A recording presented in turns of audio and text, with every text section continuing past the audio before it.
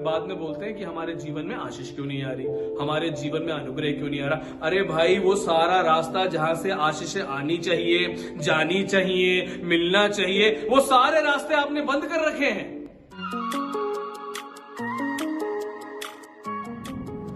सभी को जय मसीह की। परमेश्वर आप लोगों को अनुग्रहित करे, आशीषित करे। आज मैं विशेषकर आशीषों के बारे में ही बात करने के लिए आया हूं कि हम सभी लोगों को आशीषें बहुत पसंद है और हम चाहते हैं कि हमारे जीवन में बहुत सारी आशीषें हों। मैं आपको बिल्कुल स्पष्ट कर देना ये चाहता हूं एक बात इसमें, वो ये है, जब मैं आशीष शब्द बोलता हूं तो मेरा सिर्फ आर्थिक उन्नति से मतलब नहीं है। प्रभु ने, परमेश्वर ने आपको और मेरे को सृजा है, बनाया है, तो परमेश्वर हमको हर तरीके से आशीषित करना चाहता है, जिसमें कि आत्मिक आशीषें, मानसिक आशीषें, शारीरिक आशीषें और कई प्रकार की आशीषें, और सबसे अंत में मैं कहूंगा आर्थिक आशीषों की उपलब्धि है।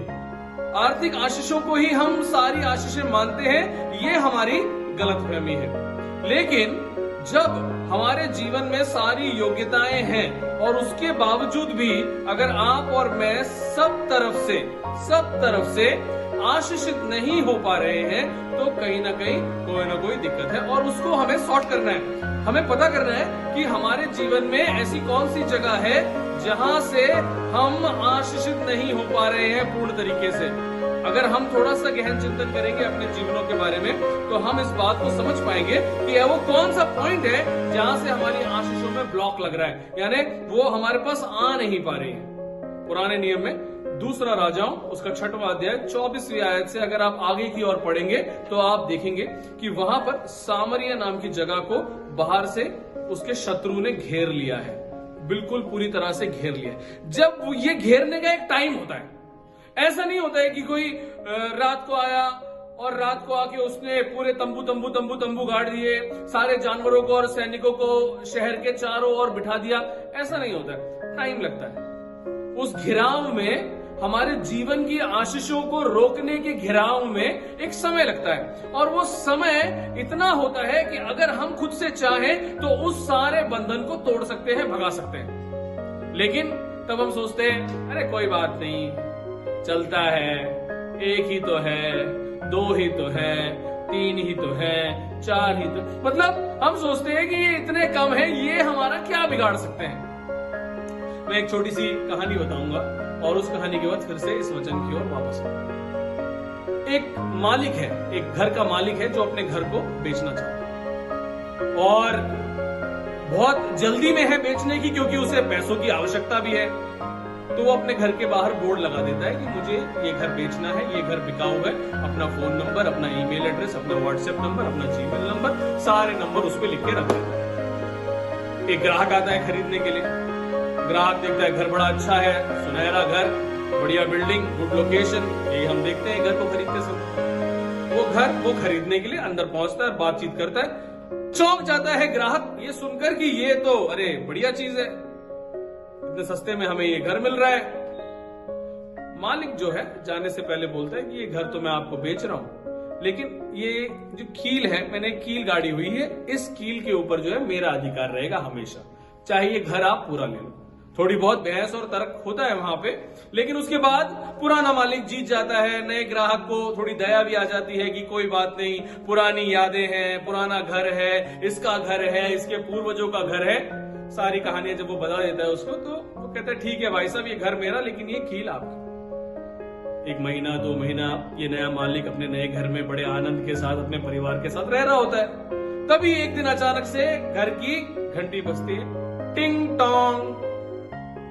पुराना मालिक आता है घर पे। नया मालिक उस मालिक को देख के, पुराने मालिक को देख के चौंक जाता है। अरे भाई साहब, आप एकदम से कैसे? अरे आइए आइए, आप ही का घर है, आइए आइए। नहीं, मैं तो बस यहाँ इसलिए आया हूँ कि मैं अपनी वो पुरानी वाली कील देख सकूं। ये नया मालिक थोड़ा शौक में चला जाता है, थोड़ा अचंभे में चला जाता है, ये सोचकर कि ये पुराना मालिक क्या व्यक्ति है, ये कील को देखने के लिए आया है। कहते आइए आइए, आपकी कील वैसी की वैसी है। कहते दिखाओ दिखाओ, मैं देखूंगा अपनी कील को कैसी है मेरी कील। तो ये अंदर जाता है देखने के लिए, कील वहीं दीवार पे लगी होती है। कहता है हाँ बहुत बढ़िया बहुत बढ़िया, आपने अच्छी तरह से मेरी कील को यहाँ लगे रहने दिया, आपने कुछ उसके ऊपर डाला नहीं, आपने उसको निकाला नहीं, बहुत बहुत धन्यवाद बोल के एक काली सी पन्नी ले जाके उसके ऊपर टांग। नया वाला मालिक पूछता, अरे भाई साहब ये क्या कर रहे हो आप? कह रहे भाई मैंने आपको ये घर बेचा है, ये कील मेरी है, मैं इसके ऊपर कुछ भी टांगूंगा। तो विवश होके उसको मंजूरी देनी पड़ती है।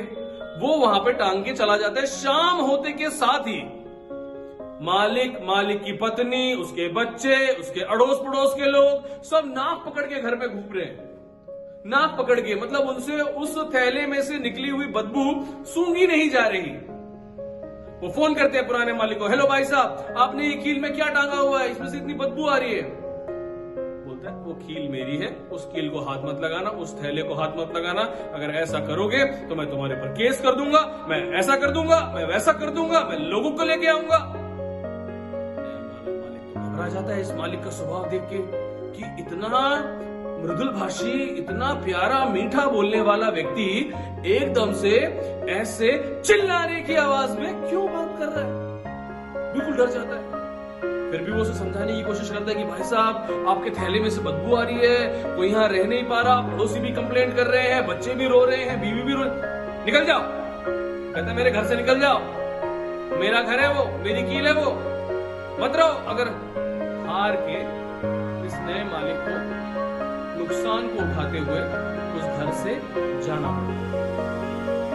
मामूली सी कील है, क्या ही कर लेगी, ये सोचकर उस मालिक ने, नए मालिक ने इस पुराने मालिक को ये परमिशन दी। ये जो सामरिया के जो बाहर जो घेरा डाल के बैठे हैं ना, ये सारे लोग भी इसी तरह से ये घेरा डाल पाए, क्योंकि उस शहर के राजा ने या उस शहर के अधिकारियों ने जब ये तंबू गाड़ रहे थे, जब ये घेरा बना रहे थे, जब ये वहां पर अपने जानवरों को लेके आ रहे थे, जब ये अपने सैनिकों को लेके आ रहे थे, तब किसी ने भी उनसे ये नहीं पूछा कि अरे भाई साहब तुम हमारी जमीन पे कर क्या रहे हो, अरे तुम लोग हमारे जहां पर तंबू कैसे गाड़ रहे हो, ये तुम्हारे जानवर यहां पर चर क्यों रहे हैं। किसी ने भी कुछ नहीं पूछा, सब अपनी मस्ती में मस्त थे। और फिर बाद में बोलते हैं कि हमारे जीवन में आशीष क्यों नहीं आ रही, हमारे जीवन में अनुग्रह क्यों नहीं आ रहा। अरे भाई वो सारा रास्ता जहां से आशीषें आनी चाहिए, जानी चाहिए, मिलना चाहिए, वो सारे रास्ते आपने बंद कर रखे हैं। तो क्या होता है थोड़े दिनों के बाद, क्योंकि ये सब लोग वहां पे घेरा बना लेते हैं, इनके शहर का, सामरिया शोमरोन शहर का जो है आना जाना यानी व्यापार का आना जाना खत्म हो जाता है। कोई सामान बाहर जा नहीं रहा, बाहर से कोई सामान अंदर आ नहीं रहा, कोई आमदनी हो नहीं रही। बिल्कुल वो लॉकडाउन वाली, मैं आपको लॉकडाउन की याद नहीं दिलाना चाहता हूं, लेकिन वो लॉकडाउन वाली एक परिस्थिति वहां पर शुरू हो गई। पूरी जगह पे कोई व्यापार नहीं चल रहा, कोई बिजनेस नहीं चल रहा, कोई टूरिस्ट नहीं आ रहे, कुछ नहीं हो रहा है, सारी आमदनी खत्म हो गई। इतनी गरीबी आ गई, इतनी गरीबी आ गई कि लोग जो है आपस में एक दूसरे को मार के खाने के लिए उतारू हो गए। आप सोचिए किस तरह का पर्यावरण वहां पर बन गया होगा आशीषों के रुकने से। सब चाहते हैं आशीष पाना, शोमरोन का राजा भी चाहता है, मैं भी चाहता हूं, आप जो वीडियो देख रहे हैं यहां तक आप भी चाहते हैं, इसलिए ये वीडियो देख रहे हैं। लेकिन वो छोटी छोटी चीजें जिसको हम बड़ी ही लापरवाही के साथ अपने जीवनों में लेते हैं कि ये क्या कर लेगा, ये क्या कर लेगी, ये चीज से कोई बुराई नहीं है, वो चीज से कोई बुराई नहीं है, होने दो, चलने दो, ये सारी की सारी चीजें मिलकर हमारे जीवन में आने वाली सारी ब्लेसिंग्स को रोक देती है। सारी ऐसी कोई भी चीज जो आपको परमेश्वर के साथ जुड़ने से रोके, उस चीज को तुरंत हटा दीजिए, रिमूव दैट थिंग, उसको वहां रुकने मत दीजिए, क्योंकि अगर वो रुक गई वो बदबू भी करेगी, हल्ला भी करेगी, गड़बड़ भी करेगी, और सबसे मुख्य बात क्या है, आपके जीवन में आने वाली सारी आशीषों को रोक देगी, और जो कि आप नहीं चाहते। क्योंकि हर व्यक्ति मसीह हो, नहीं हो, गैर मसीह हो, कोई भी हो, किसी भी जाति का हो, कोई भी भाषा बोलने वाला हो, सब अपने जीवन में आर्थिक, मानसिक, सामाजिक, आत्मिक, भावनात्मक तरीके से आशीषित रहना चाहते हैं। Nobody wants to live in sadness, depression, anxiety, fear. Nobody wants to live in those conditions. कोई भी नहीं रहना चाहता है, आप भी नहीं, मैं भी नहीं। तो ऐसे किसी भी छोटी चीज को अपने जीवन की बढ़ोतरी में अड़चन न बनने दें। आपको लगता है अड़चन है, भगा दीजिए। आपको लगता है मुसीबत है, हटा दीजिए। आपको लगता है दिक्कत है, तुरंत खत्म कर दीजिए। मैं मैं विश्वास करता हूं इस वचन के द्वारा आपको समझ में आया होगा कि आपके जीवन में जो आशीषें आने को है, जो बहुत सारी आशीषें आने को है, उसको कोई भी रोके, उसको अपने रास्ते से आप बिल्कुल अलग कर दीजिए। परमेश्वर आपको इस वचन के द्वारा आशीषित करे, अनुग्रहित करे और बहुत बढ़ाए। प्लीज चैनल को लाइक, शेयर और सब्सक्राइब कीजिएगा। May God bless you. Thank you very much.